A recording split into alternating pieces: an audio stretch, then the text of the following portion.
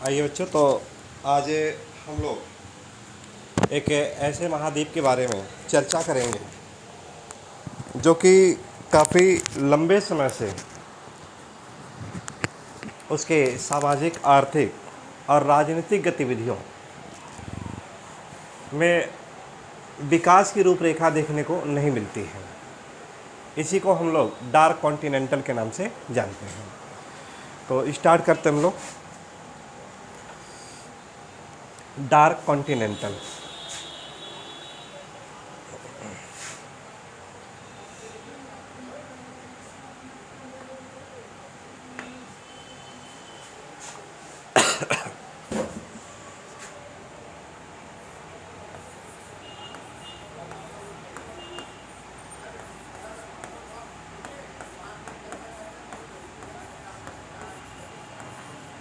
Dark continental या इसी को अंध महाद्वीप की भी संज्ञा दी जाती है। इसे क्या कहते हैं हम लोग? अंध महाद्वीप की संज्ञा दी जाती है।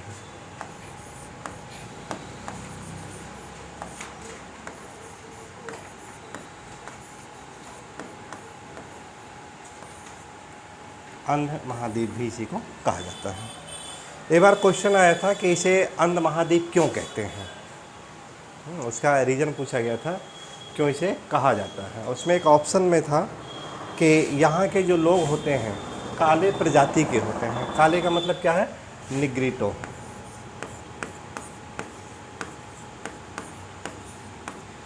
यहाँ की जो जनजातियाँ हैं या प्रजातियाँ हैं, किस प्रजाति से रिलेटेड है? तो उत्तर क्या है? निग्रिटो प्रजाति। तो क्या इसको उत्तर लगाना सही था? निग्रिटो प्रजाति जो काले कलर की होती है और इस वजह से इसको काला महाद्वीप या अंध महाद्वीप कहा गया है, क्या सही है? तो यहाँ पर उत्तर होगा कि ये सही नहीं था। ये ठीक ना, कि इस वजह से इसको नहीं कहा गया है, बल्कि कहने का कुछ और कारण है। ये इसकी अगर सीमाओं की बात करें हम लोग, तो सबसे जो ज़्यादा मैक्सिमम सीमा है किस महासागर के साथ लगती है? तो उत्तर क्या होगा आपका? अटलांटिक के साथ है। किसके साथ लग रही है? ये अटलांटिक के साथ है, जो कि सबसे ज़्यादा मैक्सिमम सीमा लगती है ये। और अटलांटिक महासागर का दूसरा नाम क्या है?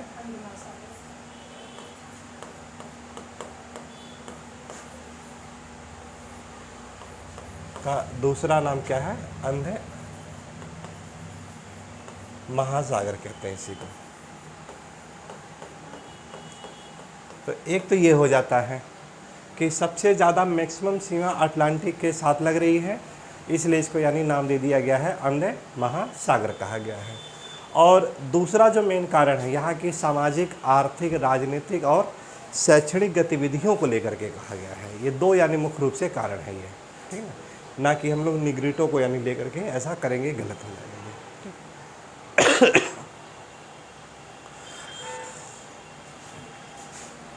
अब यहाँ से हम लोग इसको जो शुरुआत करते हैं, इसके मेन वाटर बॉडी से इसको हम लोग शुरुआत करते हैं। इसकी है ना, किससे शुरू करेंगे? वाटर बॉडी से।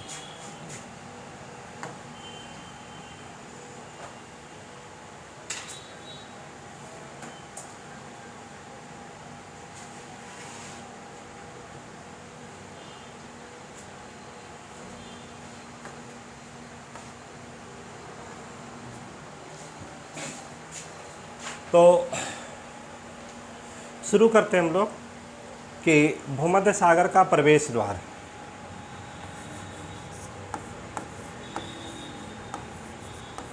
भूमध्य सागर का प्रवेश द्वार, ठीक। और यहीं से हम लोग क्या करते हैं? इसमें एंट्री करते हैं भूमध्य सागर में। तो यहाँ पे देखते हैं हम लोग एक देश है, उसका नाम क्या है? मोरक्को, ठीक है ना। क्या नाम है? मोरक्को। मोरक्को की राजधानी है रबात, है ना। मोरक्को की राजधानी क्या है? तो उत्तर क्या होगा? रबात इसकी कैपिटल है। और इसके उत्तर में एक देश है, यहाँ पे है स्पेन। ठीक, और दोनों के बीच में बिल्कुल देखिए एक बहुत ही सकरा सा पार्ट है, ये मामूली सा हल्का सा ऐसे सकरा पार्ट है बिल्कुल। और इसी सकरे पार्ट से जो संधि जल संधि होकर के जा रही है उसी का नाम क्या है? जिब्राल्टर जल संधि, है ना। यहाँ से जो मुख्य रूप से जाती है उसका नाम क्या है? जिब्राल्टर जल संधि। जिब्राल्टर जल संधि।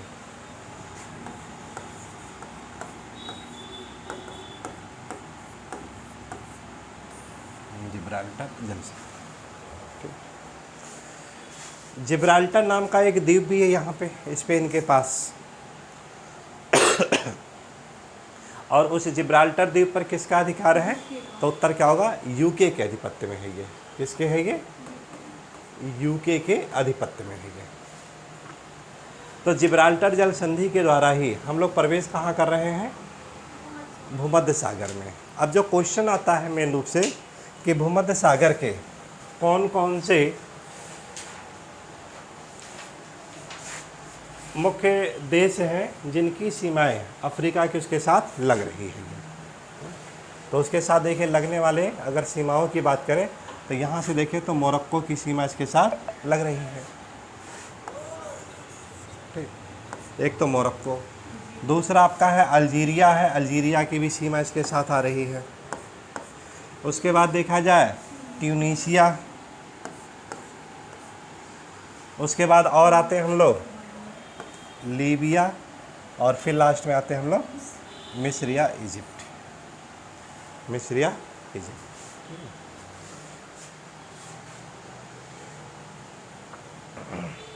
या इसी को हम लोग एक ट्रिक के द्वारा भी याद कर सकते हैं, मैट ली। मैट मतलब क्या होता है? चटाई। ठीक, मैट मतलब क्या होगा? चटाई, और ली मतलब लेना, लिया। ठीक है, मैट ली। ठीक, तो एम से क्या हो जाएगा आपका? मोरक्को, ए से अल्जीरिया, टी से ट्यूनीशिया, एल से लीबिया, और ई से क्या हो जाएगा? इजिप्ट या मिस्र। ठीक है ना। तो यहाँ से ये 5 देश हैं जिसकी सीमाएं इसके साथ ये टच कर रही है।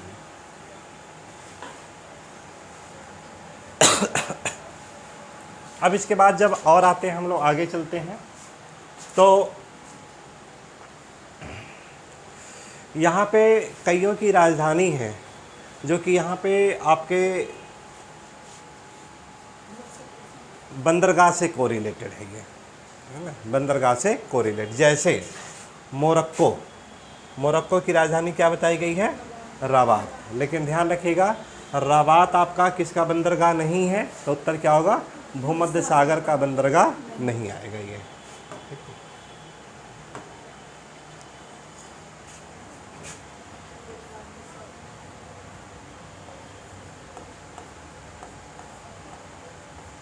रबात इसका भूमध्य सागर का बंदरगाह नहीं आएगा। अल्जीरिया की राजधानी है अल्जीरियस, ये भूमध्य सागर का मुख्य रूप से बंदरगाह आएगा।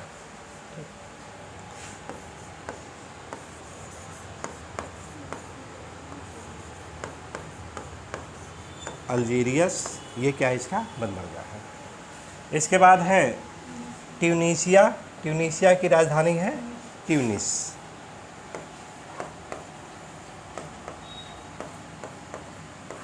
ये भी क्या है? भूमध्य सागर का बंदरगाह है। और तीसरा इसके बाद है आपका लीबिया, और लीबिया की राजधानी क्या है? त्रिपोली।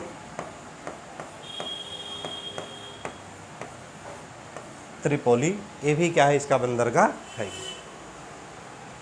मिस्र, मिस्र की राजधानी क्या है? कैरो या काहिरा, है ना। कैरो या काहिरा। ठीक, लेकिन ध्यान रखिएगा जो कैरो या काहिरा है आपका ये भूमध्य सागर के तट पर नहीं है, ध्यान रखना। ठीक तो यहाँ से देखिए हम लोगों ने जो ट्रिक बनाया,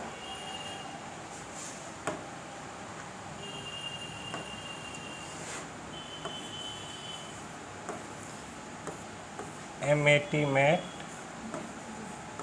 ली। ठीक, 5 देश हैं जो कि भूमध्य सागर के साथ है टच कर रहे थे। इनमें से शुरुआत वाला छोड़ दीजिएगा और लास्ट वाला छोड़ दीजिएगा। बाकी जो ये 3 हैं आपके 18, इन तीनों की राजधानी क्या है? भूमध्य सागर के प्रसिद्ध बंदरगाहों में से जानी जाती है। तो इस तरह से थोड़ा सा माइंड में सेट करेंगे तो आपको हमेशा ये याद रहेगा ये, ठीक है। तो एक पार्ट इसका ये हो जाता है कि मुख्य रूप से यहाँ पे आपके यहीं पे देखिएगा जहाँ आपका ट्यूनीशिया है ना, उसमें देखिएगा ट्यूनीशिया मिला, और ट्यूनीशिया में देखिएगा एक आपको खाड़ी मिलेगी, गिब्स की खाड़ी, है ना। कौन सी है? गिब्स की खाड़ी, गिब्स की खाड़ी, जहाँ ये ट्यूनीशिया है, ठीक, यहीं पे आपका ये आपका है गिब्स की खाड़ी है। और फिर आगे आते हैं हम, जब लीबिया में आते हैं तो लीबिया में एक खाड़ी और आपको मिलेगी, सिद्रा की खाड़ी है,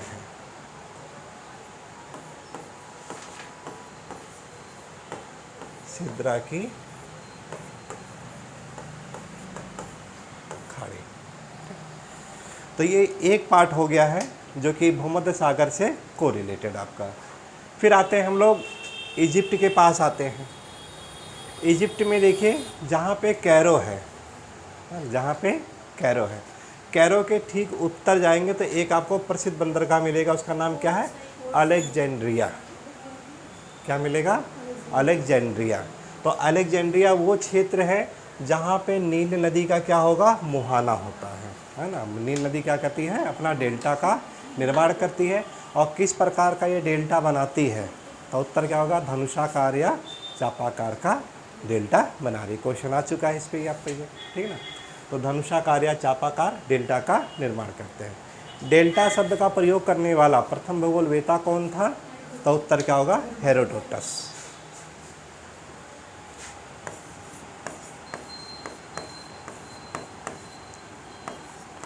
हेरोडोटस किस देश का था? तो उत्तर क्या होगा आपका? यूनान। इसका उत्तर क्या है? यूनान देश का ये आपका है ये, ठीक। वर्तमान समय में यूनान को किस नाम से जाना जाता है? ग्रीस। अब इसको किस नाम से जाना जाता है? ग्रीस। और इसी ग्रीस की राजधानी क्या है अब? एथेंस। क्या नाम है इसका? एथेंस नाम है। मैप में भी देखिए आपको ये नज़र आ रहा है ऐसे ग्रीस ये रहा, ठीक। हेरोडोटस की अगर बात करें तो इसकी कई उपलब्धियां हैं ये। इसी को फादर ऑफ हिस्टोरिकल ज्योग्राफी कहा जाता है। इसी को क्या नाम दिया जाता है? फादर ऑफ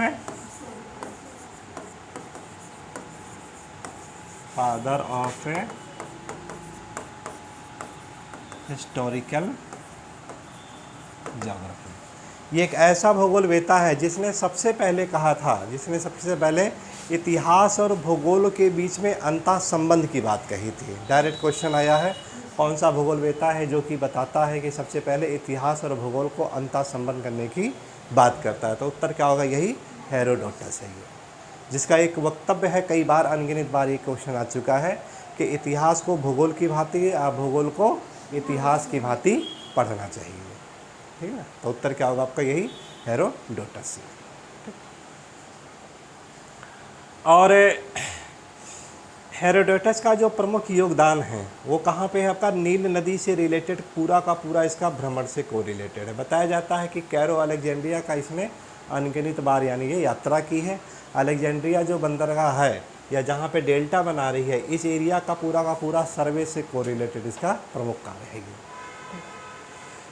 और आते हैं हम लोग इसके थोड़ा सा इधर, तो भूमध्य सागर में ही यहीं पर कैरो के ठीक पूरब में तो एक आपका देखिए नहर बताई गई थी, स्वेज नहर। और स्वेज नहर क्या करती है? 2 बंदरगाहों को जोड़ती है। वो कौन कौन सी बंदरगाह है? तो एक आपका स्वेज बंदरगाह है और दूसरा क्या है? पोर्ट सईद बंदरगाह है। अब बात आता है कि पोर्ट सईद बंदरगाह कहाँ पर स्थित है? तो उत्तर क्या होगा? भूमध्य सागर पर है ये। कहाँ पे स्थित है? भूमध्य सागर पे। तो इस तरह से अगर कोई जहाज़ है, ठीक ना, और वो भूमध्य सागर में प्रवेश किया, अफ्रीका के तटीय क्षेत्र से होकर के जा रहा है, तो कौन कौन से बंदरगाहों से होकर के वो गुजरेगा। ठीक, तो पहला तो हम लोग इस पे चलेंगे, मैट ली पर ऑप्शन। तो एम का तो कहेंगे, एम से तो नहीं आएगा आपका, तो ए से क्या हो जाएगा आपका, अल्जीरिया। अल्जीरिया की राजधानी अल्जीरियस से होकर के जाएगा। टी से क्या हो जाएगा, ट्यूनिस, और ट्यूनिसिया की राजधानी क्या हो जाएगा, ट्यूनिस।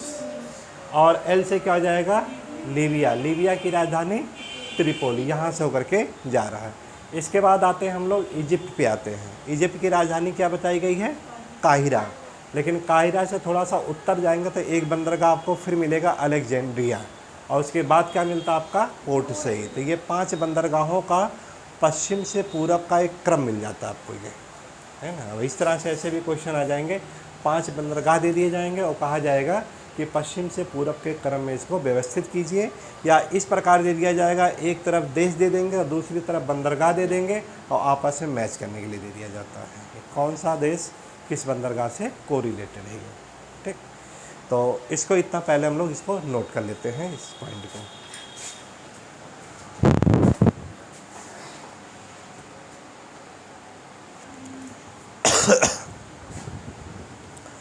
तो यहाँ तक देखिए हम लोगों ने देखा कि कैसे कोई जहाज़ है अटलांटिक महासागर से होते हुए भूमध्य सागर में प्रवेश करेगा और अल्जीरियस, ट्यूनिस, त्रिपोली और मिस्राता, बेंगाजी, अलेक्जेंड्रिया बंदरगाह होते हुए कहाँ तक पहुँचेगा आपका, स्वेज बंदरगाह तक पहुँच जाएगा ये।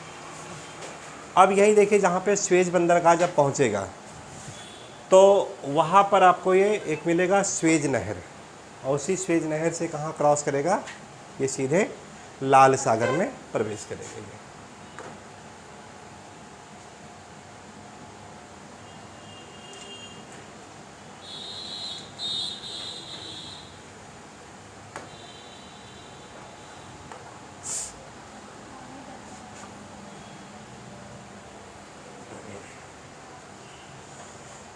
तो देखते हैं, जैसे ये आपका ऐसे है, ये लाल सागर,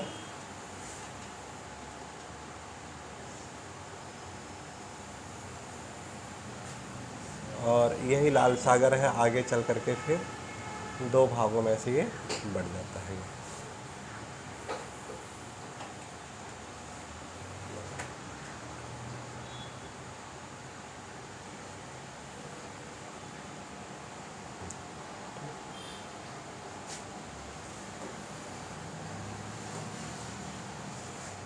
ये क्या हो गया आपका, लाल सागर,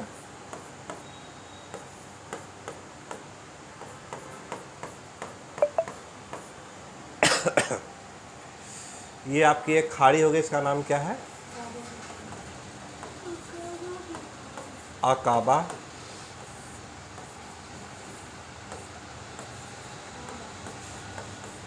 की खाड़ी।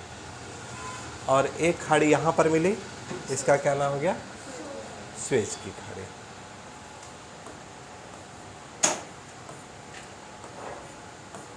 स्वेज की। और इसके बाद ये वाला जो भाग मिला, इसे क्या नाम दिया गया, सिनाई प्रायद्वीप कहा गया इसे।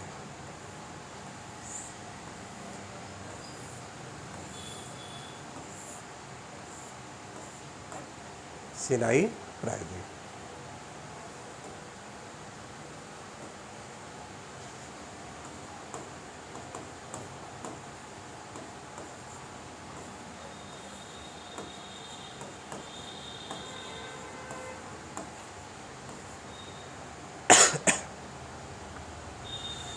और इसी का जो भूभाग था इतना ये पार्ट, ये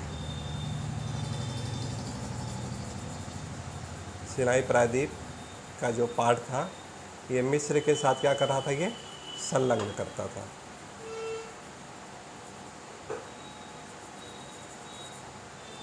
और इसी को 1859 में जो फ्रांस की कंपनी थी, जिसने क्या किया, इसी का टेंडर लिया था ये, है ना, नहर की खुदाई करना। और नहर जो बनाई गई है, कितने किलोमीटर बनाई गई है, तो उत्तर क्या होगा, 100 165 किलोमीटर है। कितना है? 165 किलोमीटर ये लंबी नहर, जो कि विश्व की सबसे लंबी नहरों में से एक है ये। हाँ? अकाबा आदन यहाँ नहीं मिलेगा अभी। इस तरह से क्या कर दिया गया, इसको 165 मीटर काट करके यहाँ से एक ऐसे नहर बना दिया गया। अब जहाँ पे देखिए नहर बनाई गई है,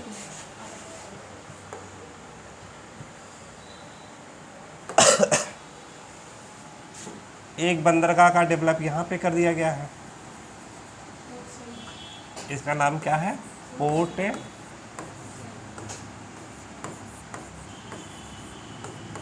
सईद बंदरगाह। और दूसरा है आपका बंदरगाह यहाँ पे है स्वेज की खाड़ी में है। इसका क्या नाम रखा गया है? स्वेज बंदरगाह। स्वेज बंदरगाह यहाँ रखा है। और इस प्रकार जो नदी है, और सॉरी कोई जहाज है, ये स्वेज नहर से होते कहाँ प्रवेश कर जाएगा? स्वेज की खाड़ी, और इसके बाद कहाँ आएगा? लाल सागर में। या ये कह सकते हैं किसी भी जहाज़ को अगर हथियार भेजना हो इजराइल की तरफ, यूके को जैसे हथियार भेजना हो इजराइल की तरफ, तो क्या करेगा?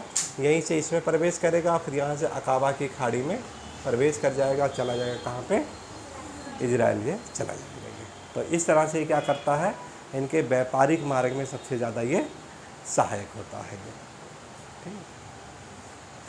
जब अकाबा की खाड़ी आते हैं यहाँ पे, तो यहाँ पे देखिए इसकी जो सीमाएं हैं एक देश है यहाँ पे जॉर्डन, उसके साथ भी लगती है ये, उसके साथ भी ये लग रही है। और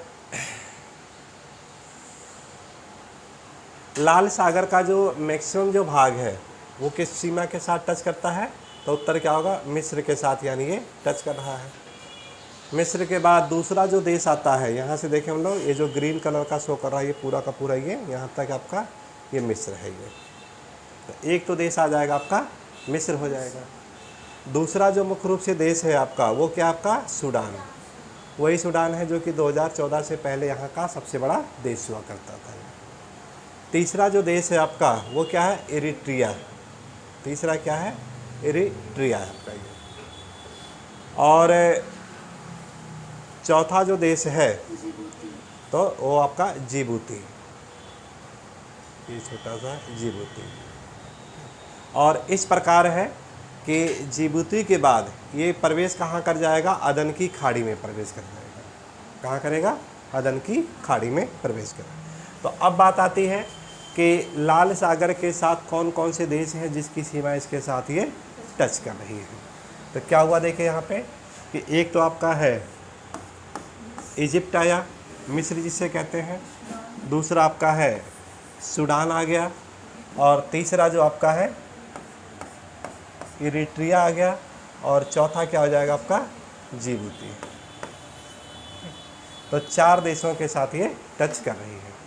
अब इनमें से देखें कौन कौन से हैं जो कि बंदरगाह के रूप में जाने जाते हैं। ठीक है ना? मेन चीज़ हमको क्या पढ़ना है यहाँ पे? बंदरगाहों को ध्यान में रखना है ये। तो बात आती है कि जो मिस्र है, तो मिस्र की राजधानी क्या बताई गई? काहिरा बताई गई। तो काहिरा तो देखा जाए तो बंदरगाह के रूप में नहीं आएगा। उसके बाद है सूडान। सूडान की राजधानी क्या है? खार्तूम। क्या है इसका नाम? खार्तूम। और खार्तूम है देखिए, तो ये क्या आपका नील नदी के तट पर बसा हुआ है, जहाँ पे ब्लू नील और श्वेत नील, ठीक, नीले नील और श्वेत नील दोनों आपस में संगम हो रहा है, उसी संगम पर आपका स्थित है खार्तूम स्थित है ये। ठीक। और इसके बाद आ जाते हैं हम लोग इरिट्रिया। तो इरिट्रिया की राजधानी क्या है? अस्मारा, है ना? जैसे कोई इरिटेट करता है, प्रॉब्लम क्रिएट करता है, तो उसको क्या करते हैं? बढ़िया से खींच के मार दिया जाता है, ऐस मार दिया जाता है, फिर वो उठ ही नहीं पाता है। ठीक है। और इसके बाद आपका है जिबूती, और जिबूती की राजधानी है जिबूती। ठीक है।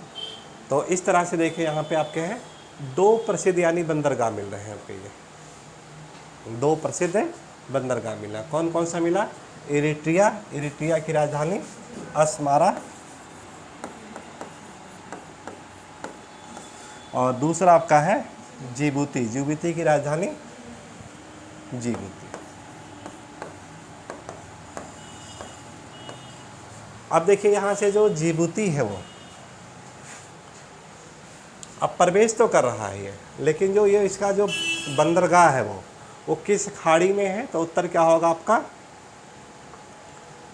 अदन की खाड़ी में पड़ेगा इसका बंदरगाह। इसका जो बंदरगाह कहाँ पड़ेगा? अदन की खाड़ी में पड़ेगा।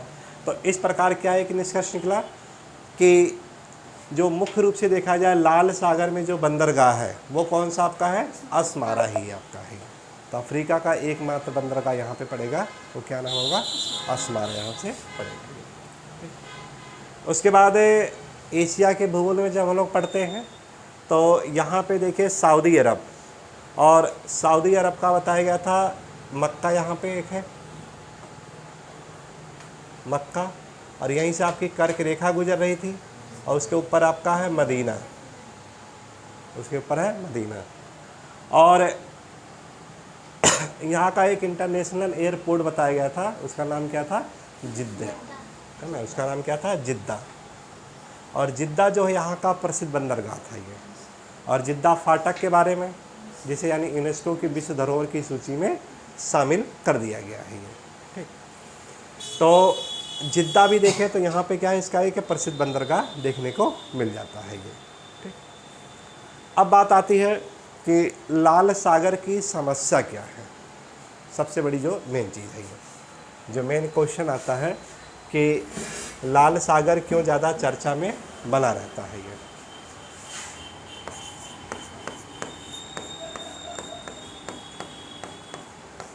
लाल सागर की समस्या।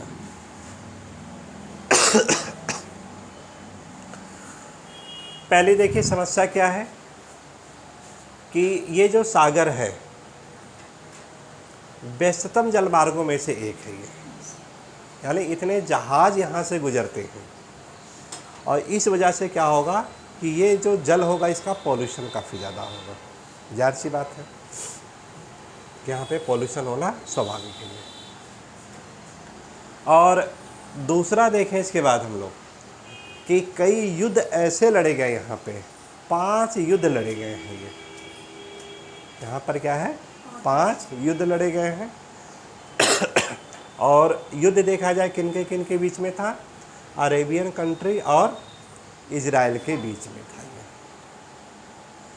और इजराइल ने तो कई बार यहाँ पे इस सागर से अटैक होकर के यानी इसके अंदर तक अटैक किया है ये।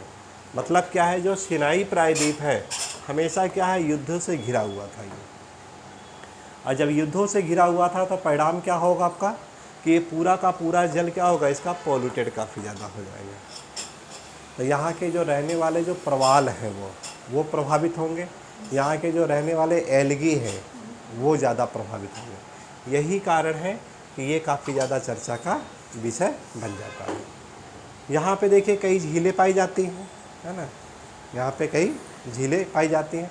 झीलों के बारे में क्वेश्चन आपका पूछा गया है ये, ठीक। एटलस खोलिएगा तो झीलों से रिलेटेड आपका ये दिया गया है इसमें। ये स्वेज नहर जब आप लोग आएंगे ये आपका इस तरह से ये रहा। इसी में एक आपका है great bitter lake.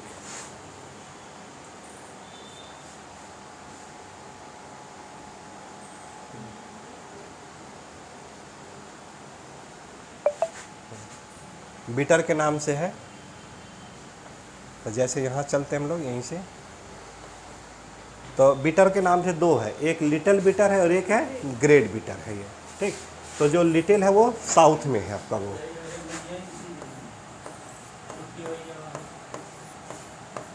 Little bitter झील। इसके उत्तर में चलते हैं तो दूसरा जो मिलेगा आपका वो ग्रेट बिटर लेक। ग्रेट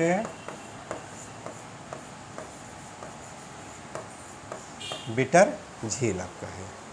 और थोड़ा सा उत्तर जाते हैं हम लोग तो तिमसा झील।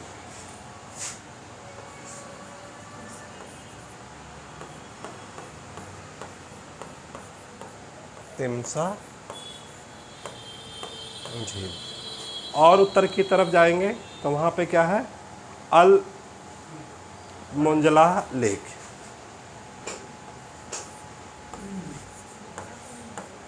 अल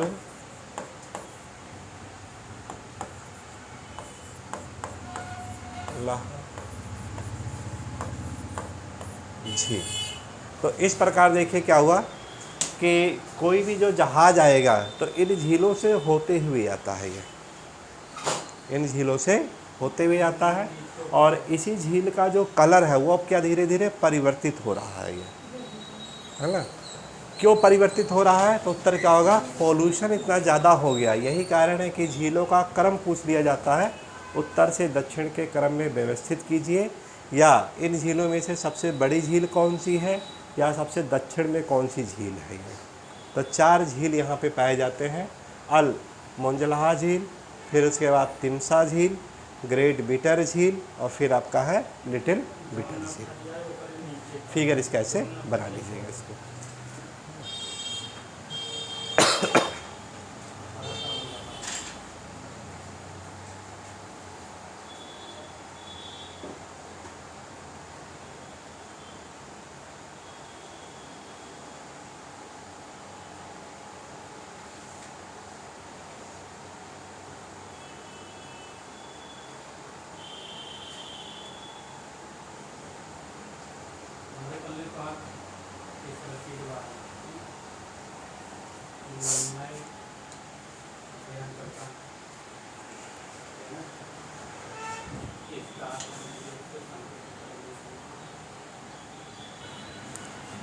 तो इस प्रकार देखिए यहाँ पे हम लोगों ने देखा कि स्वेज की खाड़ी और अकाबा की खाड़ी, और अकाबा की खाड़ी में ही स्थित जॉर्डन का प्रसिद्ध बंदरगाह है, उसका नाम क्या है, अकाबा बंदरगाह। और अकाबा की खाड़ी की जो सीमा है 2 देशों के साथ लग रही थी, एक आपका इधर से जॉर्डन था, दूसरा यहाँ पे आपका क्या था, सऊदी अरब के साथ लग रही थी। फिर इसके बाद सऊदी अरब का एक प्रसिद्ध बंदरगाह देखा गया, उसका नाम क्या था, जिद्दा।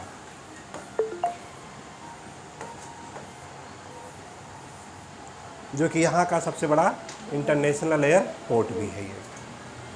अब बात आती है कि जो सिनाई प्रायद्वीप इतना ज़्यादा चर्चा का विषय है ये, इसका ओरिजिन कैसे हुआ होगा, यहाँ पे इसका ओरिजिन कैसे हुआ है। तो इसके अगर ओरिजिन की बात करें हम लोग, सिनाई प्रायद्वीप की उत्पत्ति,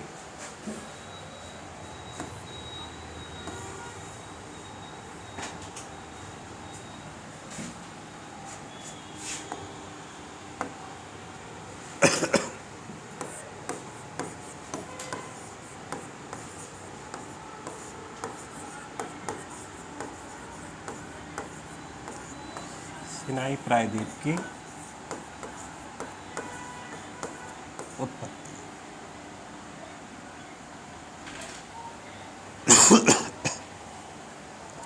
तो इसके बारे में कहा जाता है ये जो झील है ये, या ये कह सकते हैं जो सागर है, तो ये कैसा एक भ्रंशन का यानी प्रमुख परिणाम है। ये कैसा है, भ्रंशन का प्रमुख परिणाम, यानी यहाँ पे क्या हो रहा, फॉल्ट हुआ है।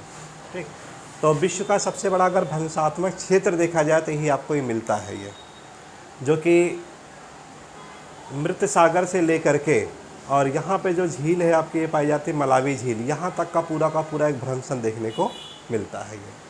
तो भ्रंशन कैसे हुआ आपका, संपीड़ात्मक बल के कारण हुआ आपका।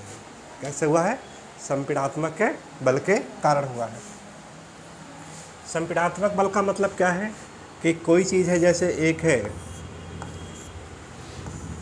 इस दिशा में फोर्स लगा रही है, दूसरी है इस दिशा में फोर्स लगा रही है, तो वहीं पर क्या हो जाता है कि एक संपीड़न बल कार्य करता है, और संपीड़न बल की वजह से जो बीच वाला भाग ऊपर उठ जाए तो उसी को नाम दिया जाता है हॉस्ट कहते हैं उसी को। उसे क्या नाम दिया जाता है, होस्ट पर्वत। तो इस प्रकार देखा जाए कि जब इधर से फोर्स लगा, इधर से फोर्स लगा, तो बीच वाला भाग क्या हुआ, ऊपर उठाइए, तो वहीं से क्या होगा, आपका होस्ट पर्वत आपका बना। और इधर जो ढाल वाला जो क्षेत्र बना, ये क्या बन गया आपका, अकाबा की खाड़ी बन गई, अकाबा की खाड़ी। और इधर जो था आपका, ये क्या बन गया आपका, स्वेज की खाड़ी, स्वेज की खाड़ी। और बाकी जो ये आपका जो होस्ट के रूप में जो ऊपर उठा था, इसी को नाम दे दिया गया है सिनाई प्रायद्वीप, नाम दे दिया गया है इसी को, सिनाई प्रायद्वीप का नाम दे दिया गया। तो इस प्रकार ये संपीड़ात्मक बल का ये परिणाम था ये। अब इसके बाद आते हैं हम लोग कि लाल सागर से, जहाँ पे देखिए आपका जिबूती है, जहाँ पे जिबूती है, छोटा सा देश है जिबूती है, और इस तरफ है आपका है यमन, यहाँ पे क्या है, यमन। तो एक तरफ देखा जाए तो ये वाला जो पार्ट है ऐसे निकला हुआ, ये यमन का है, और इस तरफ ऐसे जो भाग निकला है, ये किसका, आपका जिबूती।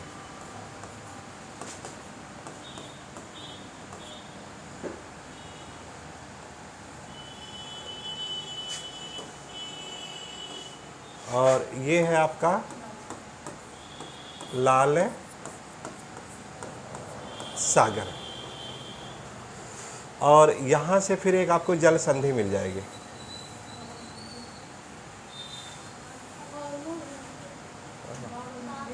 इस जल संधि के बारे में कहा जाता है कि अगर कोई यहाँ से गुजरता है तो वहाँ से आंसू निकलना स्वाभाविक है,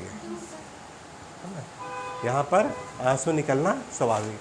अब बात आती है क्यों आंसू निकलते हैं, तो उसके पीछे कई वजह है, जो कि आपको लाल सागर की समस्याएं जो बताई गई, इतना पॉल्यूशन है ये सब चीज़ें, ठीक है ना, कि आँखों में क्या हो जाता है, ये काफ़ी ज़्यादा जलन करने लगता है ये, इसीलिए इसको नाम दे दिया जाता आंसुओं का द्वार किसे कहा गया है।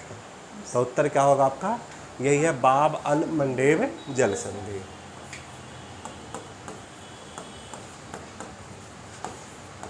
बाब अल मंडेब जल संधि, इसको जो उपमा दी गई है, तो किसकी उपमा दी गई है, आंसुओं का द्वार कहा गया है, आंसुओं का। तो कोई पूछे आंसुओं का द्वार क्या है, तो बस उसी से रिलेटेड है, पॉल्यूशन से जोड़ देना है भाई। अब कहीं पर भी देखिए क्या है कि यातायात कहीं पर काफ़ी ज़्यादा घना अगर होगा, पॉल्यूशन काफ़ी ज़्यादा होगा, तो आँखों से क्या होगा, आंसू आना स्वाभाविक है वो। फिर इतने ज़्यादा युद्ध लड़े गए हैं, उसका जो धुआं है, प्रदूषण, वो सब कहाँ जाएगा, वो सब कहीं ना कहीं वहाँ पर ये सारी चीज़ें हैं।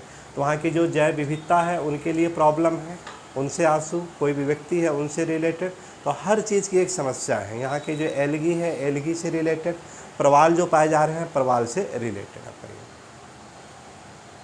और जैसे ही हम लोग प्रवेश करते हैं अदन की खाड़ी में, तो अदन की खाड़ी में जब आते हैं हम लोग, तो यहाँ पे देखिए क्या होगा, छोटा सा द्वीप मिलता है, ये एटलस खोलिएगा आप लोग, सकोत्रा द्वीप मिल गया होगा, देखिए सकोत्रा द्वीप,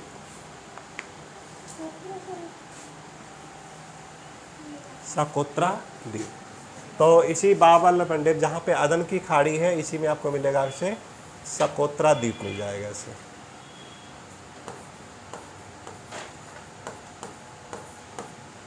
सकोत्रा क्वेश्चन आ चुका है यही कि अदन की खाड़ी में कौन सा प्रसिद्ध द्वीप स्थित है, तो उत्तर क्या होगा, सकोत्रा द्वीप। अगला क्वेश्चन फिर पूछा गया है कि सकोत्रा द्वीप पर अधिकार किस देश का है, तो उत्तर क्या होगा, यमन का है। यहाँ पे किसका है, यमन का अधिकार है ये, ठीक। तो इसको भी एक ऐसे फिगर की तरह हल्का सा ड्रा कर लीजिएगा आप लोग।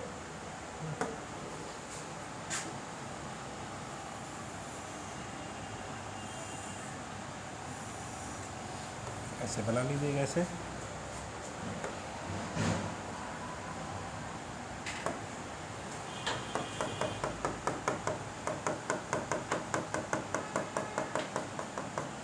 ये लाल सागर, और ये हो जाएगा आपका अदन की खाड़ी, और इधर आपका यमन देश हो जाएगा, इधर आपका जिबूती हो जाएगा, और दोनों को जोड़ने वाली हो जाएगी बाब अल मंडेब जल संधि हो जाती है।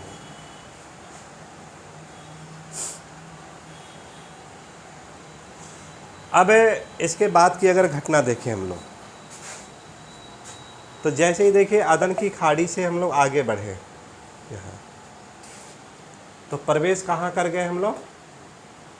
इंडियन ओशियन में। कहाँ प्रवेश करेंगे? इंडियन ओशियन में ही प्रवेश करेंगे। अब बात आती है कि कौन कौन से देश हैं जिसकी सीमा इंडियन ओशियन के साथ लगती है। तो एक तो आपका ये हो जाएगा सोमालिया, यहाँ से पूरा का पूरा। दूसरा आपका है केन्या, और तीसरा आपका है यहाँ पे जांजीबार, और फिर इसके बाद आते हैं हम लोग मोजाम्बिक, और मोजाम्बिक के बाद आ जाते हैं हम लोग साउथ अफ्रीका। यहाँ से देखें हम लोग, तो एक आपका सोमालिया,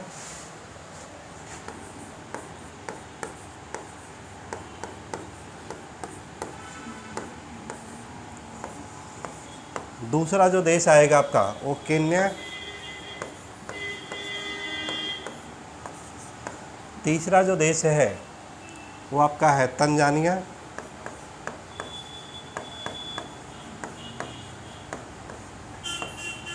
और चौथा जो देश आता है आपका मोजाम्बिक,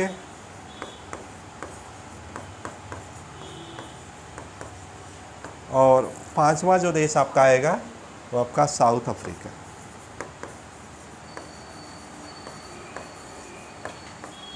और सातवां जो आपका है यहाँ का सबसे बड़ा द्वीप के रूप में स्थित है आपका मेडागास्कर, ये मेडागास्कर।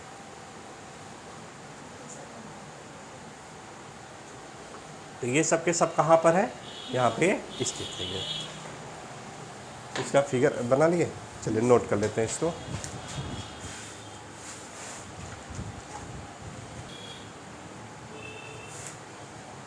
तो यहाँ से देखिए हम लोग बाब अल मंडेब, जिसे आंसुओं का द्वार भी कहा जाता है, तो हम लोग अपने जहाज़ को लाल सागर से कहाँ प्रवेश किए? अदन की खाड़ी। अब अदन की खाड़ी के बाद हम लोग आते हैं कहाँ पे? इंडियन ओशियन यानी हिंद महासागर। तो आगे देखते हैं हम लोग हिंद महासागर के तटीय क्षेत्र से रिलेटेड।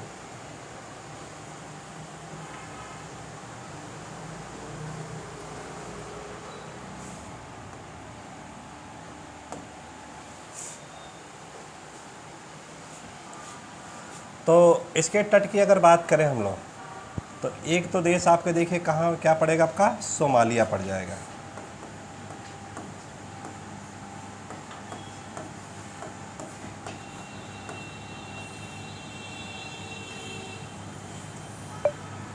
एक है आपका सोमालिया। सोमालिया से और दक्षिण की तरफ आते हैं हम लोग, तो दूसरा आपका क्या मिलेगा? केन्या। और साउथ की तरफ चलते हैं हम लोग, तो तीसरा क्या मिलता है आपका? ये तंजानिया।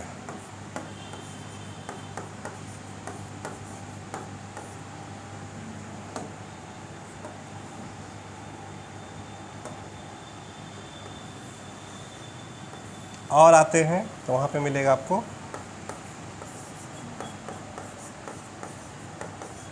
मोजाम्बिक, और उसके और दक्षिण में चलते हैं तो वहाँ क्या मिलेगा आपको? दक्षिण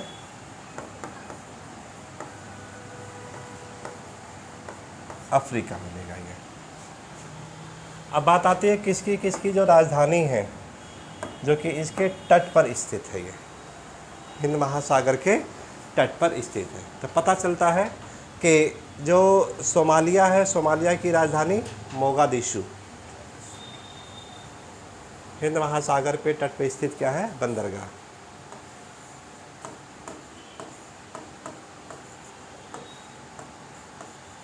मोगादिशु।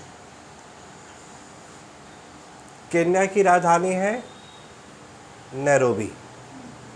और नैरोबी जहाँ पर है वहीं पर एक आपका पर्वत पाया जाता है, वो केन्या में ही क्या पाया जाता है, पर्वत इसके अंतरिक्ष भाग में। और ये यहाँ की सबसे ऊंची चोटी भी है।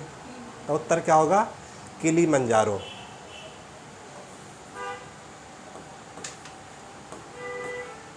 किलिमंजारो क्वेश्चन आया हुआ है कि किलिमंजारो किस प्रकार का ज्वालामुखी पर्वत है। तो उत्तर क्या होगा, शांत ज्वालामुखी पर्वत का उदाहरण है ये।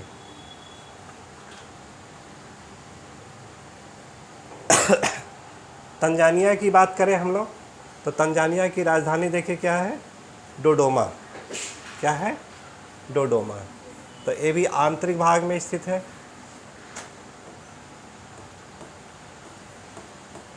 डोडोमा। लेकिन जो सबसे प्रमुख आपका यहाँ पे है वो द्वीप के बारे में पूछता है। यहाँ पे किसके बारे में है, द्वीप से कोरिले। तो द्वीप पे देखा जाए तो एक द्वीप मिलेगा आपको यहाँ पे, जांजीबार द्वीप।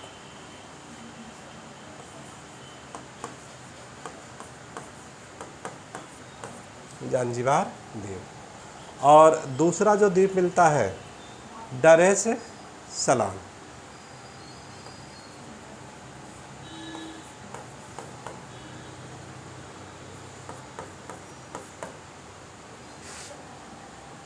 क्या है, सलाम। तो लोग क्या करते हैं, डर के मारे एक दूसरे को सलाम भी करते हैं। तो डर है सलाम, यानी ऐसा डरा है कि वो हमेशा सलाम ही करता रहता है। और जहाँ पे देखिए मोजाम्बिक है, तो मोजाम्बिक के साथ ही यहाँ पे देखें तो एक क्या मिलेगा, यहाँ का सबसे बड़ा द्वीप मिलता है। उसका नाम क्या है, मेडागास्कर।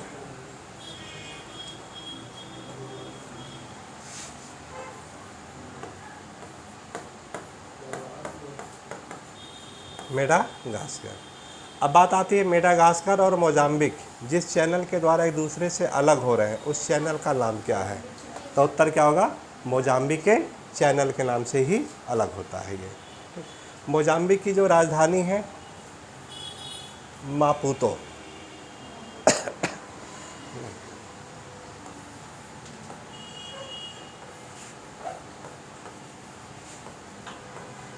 मापुतो।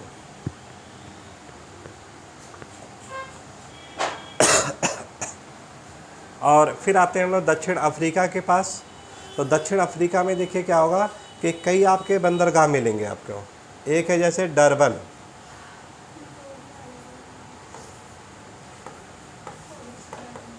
एक बंदरगाह मिला डरबन। दूसरा क्या मिला आपका, ईस्ट लंदन, ईस्ट लंदन मिला। और उसके बाद है पोर्ट एलिजाबेथ, पोर्ट एलिजाबेथ। और फिर अटलांटिक की तट के तरफ आ जाते हैं, यहाँ क्या मिलेगा आपको, केप टाउन।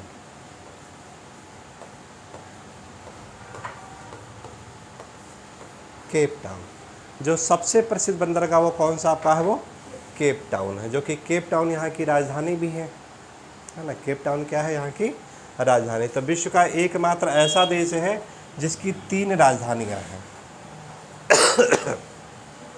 अफ्रीका की कितनी राजधानी है, 3 है।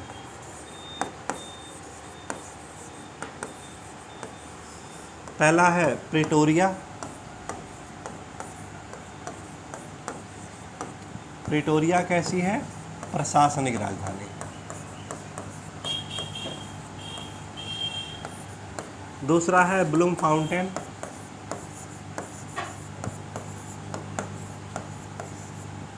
ये कैसी है, न्यायिक, जुडिशियल राजधानी, जुडिशियल कैपिटल। और तीसरा आपका आ जाता है केप टाउन। Cape Town. तो केप टाउन कैसी राजधानी है, तो उत्तर क्या होगा, विधायी राजधानी, विधायी राजधानी। यानी सरकार के जो 3 अंग होते हैं, उसी 3 अंग के आधार पे क्या है, ये राजधानियों का बंटवारा किया गया है। अर्थात विधायी का जो कार्य होता है, अपने विधि का निर्माण करें, प्रशासन का जो कार्य होता है, बनाई गई जो विधियां हैं उसके अनुसार अपना ये विधि का निर्माण करे, प्रशासन उन विधियों का यानी पालन करे। और न्यायपालिका क्या करती है, वो देखती है कि जो प्रशासनिक कार्य है, जो प्रशासन अपना कार्य कर रहा है, बनाई गई विधियों के नियम के अनुसार कर रहा है कि नहीं कर रहा है। अगर नहीं कर रहा तो उसका दंडात्मक कार्रवाई करेंगे। ठीक, तो इस प्रकार है कि तीनों आपस में एक दूसरे पर कार्यों पर हस्तक्षेप ना करें, इसलिए तीनों की राजधानियों को अलग अलग कर दिया गया है। ये इसके बाद देखिए, जहाँ पे मेडागास्कर की राजधानी है अंतानानारियो। क्या नाम है? अंतानानारियो। यानी रिया नाम की जो बच्ची थी उसके नाना का क्या हो गया? अंत हो गया, तो अंतानानारियो। ठीक, और इसी के पूरब में देखें तो एक आपको द्वीप मिलेगा रीयूनियन द्वीप, बहुत ही महत्वपूर्ण है, क्वेश्चन आ चुका है इस पे।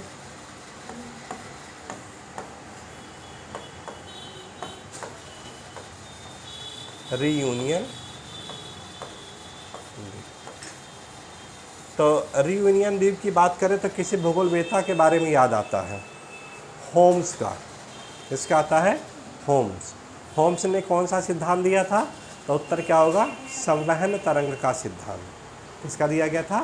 संवहन तरंग का सिद्धांत। और इस सिद्धांत की सबसे बड़ी प्राथमिकता क्या थी, या क्यों इतना ज़्यादा महत्व क्यों हो गया? तो उत्तर क्या होगा आपका कि ये सिद्धांत उस शक्ति के बारे में बताया था जिससे महाद्वीपों में क्या हो रहा था? प्रवाह हो रहा था। अर्थात उस शक्ति के बारे में बताया जिसका जवाब ना तो टेलर के पास था, ना तो लोथकिन ग्रीन के पास था, और ना ही अल्फ्रेड वेगनर के पास था ये। तो इस प्रकार होम्स की ये थ्योरी काफ़ी ज़्यादा महत्वपूर्ण हो जाती है। तो वो क्या है, इसी रीयूनियन द्वीप का यानी उदाहरण देते हैं, जो कि मैग्मा का चैम्बर की बात करते हैं। ये धरातल के नीचे क्या है? मैग्मा का चैम्बर है, और वहीं से क्या हो रहा है? संवहन तरंगें उत्पन्न हो रही हैं, और वही क्या करता है? नए कटकों का निर्माण करता है और महाद्वीपों का क्या कर रहा है? विस्थापन कर रहा है। और इससे क्या होता है फिर कि सागरों का खुलना होता है ना? सागरों का खुलना होता है, नए नए द्वीपों की उत्पत्ति होती है।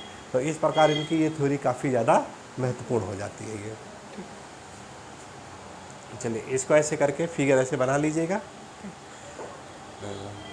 5 देशों का एक समूह कर लीजिएगा इसको।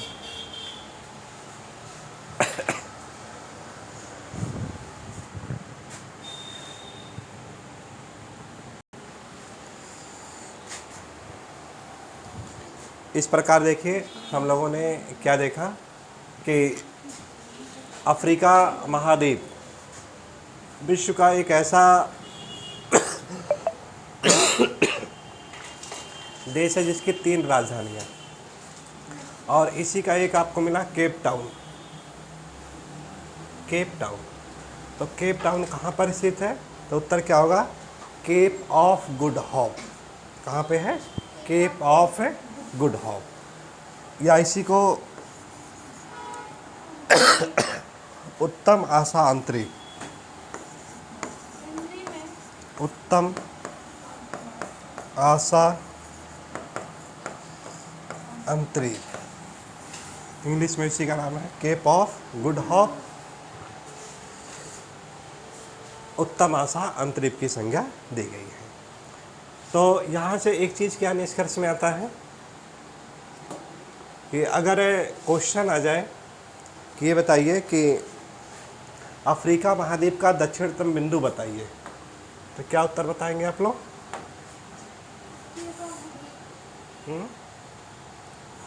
अफ्रीका का दक्षिणतम बिंदु की बात करें हम लोग, तो क्या उत्तर होगा? केप अगुल्हास। क्या होगा? केप अगुल्हास।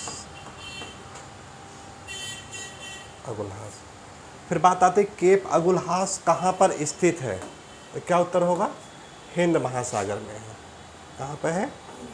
इंडियन ओशियन में है ये। ठीक, और केप अगुल्हास के पूरब में देखा जाए तो 3 प्रमुख यानी यहाँ पे ऐसे आपके बंदरगाह हैं। एक है आपका पोर्ट एलिजाबेथ, पोर्ट एलिजाबेथ, और दूसरा आपका है ईस्ट लंदन, और तीसरा जो पड़ेगा डरबन। और इसके पश्चिम में देखें तो आपको क्या मिलेगा, आपको केप टाउन मिलता है। ये क्या मिलेगा, केप टाउन। केप टाउन की अगर बात करें कि किस अंतरीप पर स्थित है, तो क्या उत्तर होगा आपका, ये केप ऑफ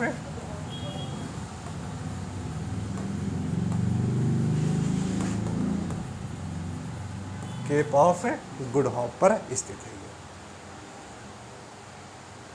केप अगुलहाज से इधर जो आएगा सब इंडियन ओशन में जाएगा, इधर जो जाएगा उधर क्या होगा आपका अटलांटिक में चला जाएगा ये। और यहीं केप टाउन में देखा जाए तो यहाँ पे क्या है कि आपके एक विशेष प्रकार की जलवायु पाई जाती है, भूमध्य सागरीय जलवायु। ठीक है ना, कौन सी है, भूमध्य सागरीय जलवायु।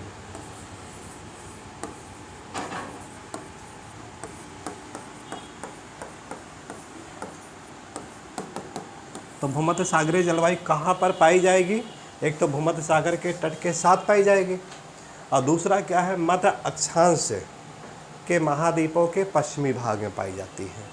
तो यहाँ पे देखें हम लोग, ये आपकी मकर रेखा आपकी यहाँ से गुजरेगी ऐसे, ठीक। तो इसके दक्षिण वाला जो पार्ट है ये मध्य अक्षांशीय क्षेत्र, और महाद्वीपों के पश्चिमी भाग यानी केप टाउन में आपकी कौन सी जलवायु पाई जाएगी, ये भूमध्य सागरीय जलवायु पाई जाती है।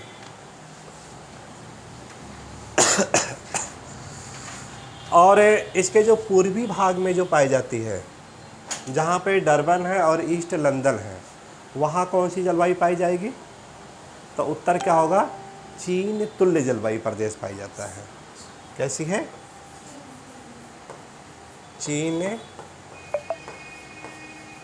तुल्य जलवायु प्रदेश पाई जाती है, जिसका जिक्र यानी कोपेन ने किया है।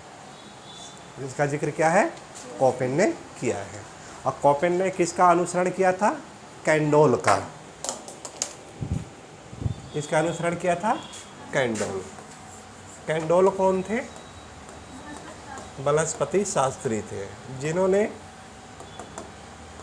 ताप कटिबंधों के आधार पर, किसके आधार पे, ताप कटिबंधों के आधार पर वनस्पतियों का वर्गीकरण किया था ये। और इन्हीं को आधार बना करके इन्होंने क्या कर दिया है कि विश्व के जलवायु का वर्गीकरण कर दिया था ये। ठीक। तो कैंडोल का जो मानना था कि जो मध्य अक्षांशीय जो पेटी होती है ना, मध्य अक्षांशीय पेटी होती है, उसी को कोपेन ने क्या किया, किस अक्षर के द्वारा डिनोट कर लिया, तो उत्तर क्या होगा, सी अक्षर के द्वारा। किसके द्वारा, सी अक्षर के द्वारा। अब इसी में देखा जाए तो एक होगा जो कि शीत ऋतु में वर्षा कर रही थी, है ना, यानी समर क्या होता वहाँ पे, ड्राई होता है। समर क्या होगा, ड्राई होगा, और वर्षा कब होती है, विंटर में होती है। तो उसी को नाम दे दिया गया, क्या इन्होंने, CS कहा था। उसे क्या नाम दिया गया था, CS। सी कैपिटल बताएंगे तो सी कैपिटल का मतलब क्या होगा आपका, कि ये मध्य अक्षांश से रिलेटेड है। और स्मॉल एस का अर्थ क्या होगा, कि समर क्या होगा आपका, ये ड्राई होगा। समर क्या होगा, ड्राई। और जब समर ड्राई होगा तो वर्षा कब होगी, विंटर में होती है। वर्षा कब होगी, विंटर में। तो इसी को नाम दिया जाता है भूमध्य सागरीय जलवायु प्रदेश कहते हैं, जो कि कहाँ पाई जा रही है, आपकी केप टाउन में पाई जाती है। दूसरा जो इन्होंने बताया है कोपेन ने, कि मध्य अक्षांश में ही महाद्वीपों के पूर्वी भाग में जो जलवायु पाई जाएगी उसे यानी चीन तुल्य जलवायु प्रदेश कहा जाता है। उसे क्या होगा, चीन तुल्य जलवायु प्रदेश। और चीन, हाँ पूर्वी, तो चीन तुल्य जलवायु प्रदेश की विशेषता क्या होती है, विंटर क्या होगा आपका, ड्राई होता है। विंटर क्या होगा, ड्राई होगा, और वर्षा कब होगी, ग्रीष्म काल में। तो इसको नाम दे दिया इन्होंने CW दे दिया है, CW, यानी विंटर क्या होगा, ड्राई, और वर्षा कब हो रही है आपकी, ग्रीष्म में हो रही है। ठीक। तो इस प्रकार यहाँ से देखिए 2 प्रसिद्ध प्रकार के जलवायु प्रदेश आपको मिल जाते हैं ये। ठीक। और जब यूरोप की बात करते हैं हम लोग, तो यूरोप में देखिए इसी से रिलेटेड एक जलवायु और आ जाती है, CF आता है, जो कि यहाँ पे नहीं पाई जाएगी। तो CF का देखिए मतलब क्या होता है कि मध्य अक्षांश के ऐसे क्षेत्र होंगे जहाँ पे full rainfall in whole year होगा, कि पूरे साल क्या होगी वहाँ पे आर्द्रता होती रहती है ये, ठीक है। तो ये मध्य अक्षांश से रिलेटेड आपके जलवायु प्रदेश हो जाते हैं।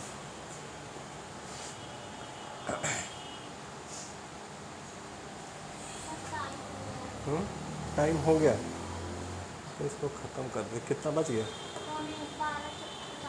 12:50 हो गया। चलिए अच्छा।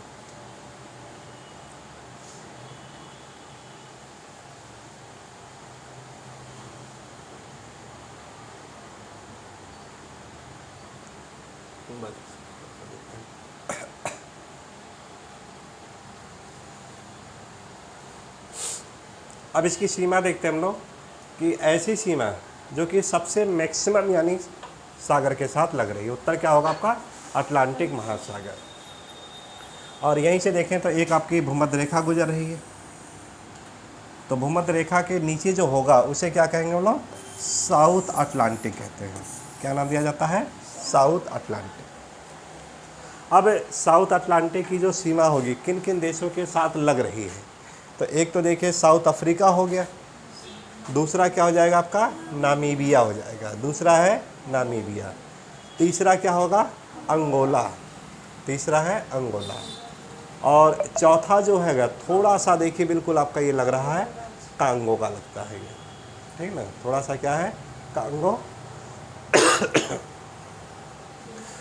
का लगता है ये, और democratic of the Republic Congo, और थोड़ा सा ही देखिए क्या होगा आपका? रिपब्लिक ऑफ द कांगो का भी लग रहा है। और फिर इसके बाद आपका है गैबन, तो एक चीज़ क्या हो गया आपका? गैबन का लग रहा है।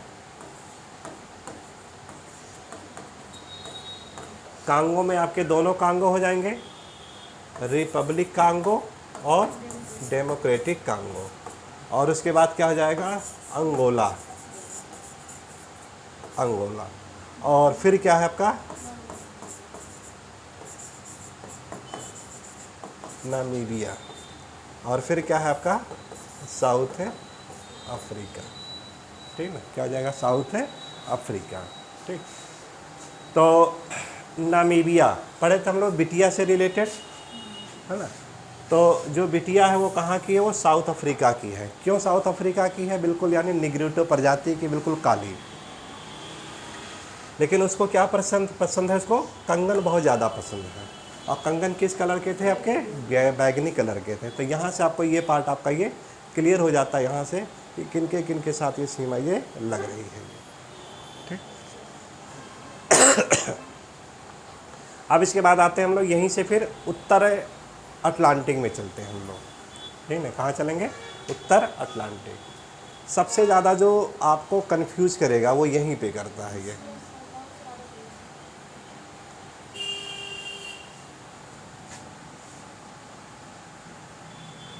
बड़ा नहीं होता। और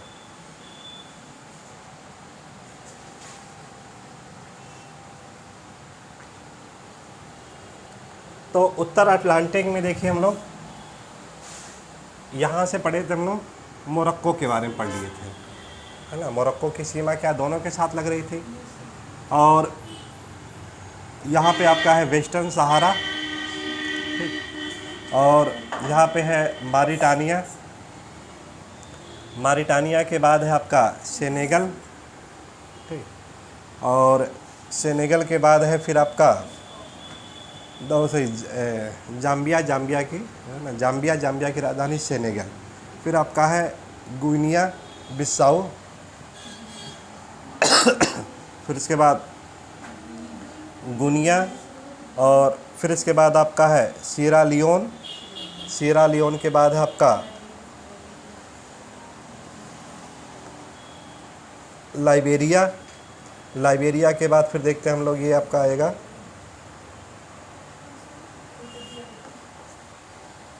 आइवरी कोस्ट, आइवरी कोस्ट के बाद ये आपका है घाना आ जाएगा, घाना के बाद फिर आपका है ये कांगो टोंगो, टोंगो आ जाता है। टोंगो के बाद फिर आपका नाइजीरिया, नाइजीरिया के बाद है फिर कैमरून, कैमरून के बाद है फिर आपका इक्वेटोरियल गिनी। अच्छा हाँ, बेनिन एक छोटा है, ठीक है। तो यहाँ पे है जो काफ़ी ज़्यादा देश है ये, ठीक। तो वैसे तो याद नहीं होगा, लेकिन इसको जब विशेषताओं से हम लोग जोड़ेंगे तो आपको याद हो जाएगा ये सारी चीज़ें, ठीक है ना। ये काफ़ी ज़्यादा यहाँ पे इसकी विशेषताएं हैं, सब ये जुड़ती हैं ये, ठीक। तो अभी आज केवल हम लोग यहीं पे मैपिंग के द्वारा देख लेते हैं, फिर आगे इसको कंटिन्यू कर लेते हैं, ठीक है ना। तो मेन अपना हाँ, तो इसका भी है बहुत बढ़िया है, ट्रिक कोई बता देंगे, है ना, घटनाओं से जोड़ देंगे, सब याद हो जाएगा सारा चीज़, ठीक। तो यहाँ से देखिए एक चीज़ हम लोगों ने ये पढ़ लिया कि इसकी वाटर बॉडी के बारे में पढ़ लिया। वाटर बॉडी का मतलब क्या है, किनारे किनारे वाले पार्ट हम लोगों को पता चलेगा। यानी जो अब यहाँ से जो क्वेश्चन आता है कि अफ्रीका के कौन कौन से देश हैं जो कि लैंड लॉक के रूप में स्थित हैं, तो जब किनारे वाले पार्ट आपको तैयार हो जाएंगे तो आंतरिक वाला भाग का उत्तर अपने आप मिल जाता है, ठीक है। तो इस प्रकार आगे फिर हम लोग कंटिन्यू करेंगे फिर इसको।